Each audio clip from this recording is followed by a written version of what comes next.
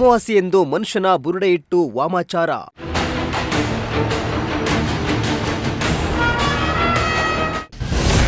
ಬುರುಡೆ ನಿಂಬೆಹಣ್ಣು ಕಂಡು ಬೆಚ್ಚಿಬಿದ್ದ ಗ್ರಾಮಸ್ಥರು.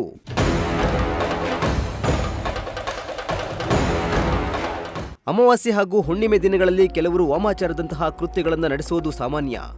ಆದರೆ ಮೈಸೂರು ಜಿಲ್ಲೆಯ ನಂಜನಗೂಡು ತಾಲೂಕಿನ ಗೋಳೂರು ಗ್ರಾಮದಲ್ಲಿ ಜನರು ಓಡಾಡುವ ಜಾಗದಲ್ಲಿ ಮನುಷ್ಯನ ಬುರುಡೆ, ಮೂಳೆ, ಅರಿಶಿಣ ಹಾಗೂ ಕುಂಕುಮ ಇಟ್ಟು ವಾಮಾಚಾರ ನಡೆಸಿರುವ ಶಂಕೆ ವ್ಯಕ್ತವಾಗಿದ್ದು, ಈ ದೃಶ್ಯ ಕಂಡು ಗ್ರಾಮಸ್ಥರು ಬೆಚ್ಚಿ ಬಿದ್ದಿದ್ದಾರೆ.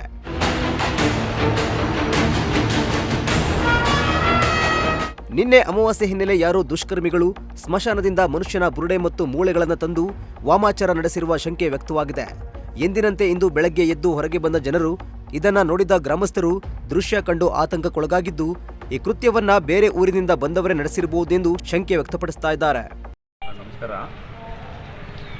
ಈ ನಮ್ಮ ಗೋಳೂರು ಗ್ರಾಮದಲ್ಲಿ ತುಂಬ ಹಿಂದಿನಿಂದಲೂ ಕೂಡ ಹಲವಾರು ಮೌಢ್ಯತೆಗಳು ಸಣ್ಣ ಪುಟ್ಟಾಗಿ ನಡ್ಕೊ ಬರ್ತಾ ಇತ್ತು.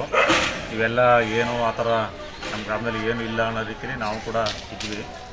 ಇವತ್ತು ನಿನ್ನೆ ರಾತ್ರಿ ಯಾರೂ ನೋಡಿಲ್ಲ, ನಮ್ಮ ಗ್ರಾಮದ ಒಂದು 2ನೇ ವಾರ್ಡ್ಗೆ ಸಂಬಂಧಪಟ್ಟಂಗೆ ಮಧ್ಯಭಾಗದಲ್ಲಿ ಒಂದು ರಂಗೋಲಿ ಚಿತ್ರ ಹಾಕಿ ಅಲ್ಲಿ ಒಂದು ತಲೆ ಬೂಡೆ ಮತ್ತು ಕೈ ಮೂಳೆ ಇದನ್ನು ಹಾಕಿ ಕುಂಕುಮ ಹಾಕಿ ನಿಂಬೆಹಣ್ಣು ಹಾಕಿ ಒಂದು ಮಾಟ ಮಂತ್ರ ಮಾಡೋ ರೀತಿಯಲ್ಲಿ ಮಾಡಿದ್ದಾರೆ.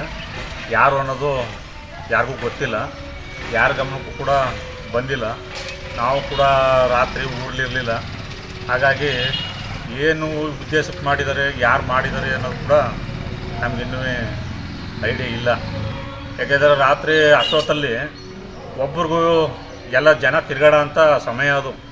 ಅದೇನು ಕಾಟಾಚಾರನೋ ಏನೋ ಯಾರು ಕೂಡ ಒಬ್ಬರು ಕೂಡ ನೋಡಿಲ್ಲ. ಅದು ಅವ್ರ ಸಮಸ್ಯೆ ಏನು, ಅವ್ರು ಏನು ಮಾಡೋಕ್ಕೋಸ್ಕರ ಮಾಡಿದ್ದಾರೆ ಅನ್ನೋದು ಕೂಡ ಗೊತ್ತಿಲ್ಲ. ನಾವು ತುಂಬ ಈಗ ಹಿಂದುಳಿದ ಜನ ಇರೋದ್ರಿಂದ ನಮ್ಗೆ ತುಂಬ ಈ ವಿಚಾರದಲ್ಲಿ ಭಯ ಉಂಟಾಗದ.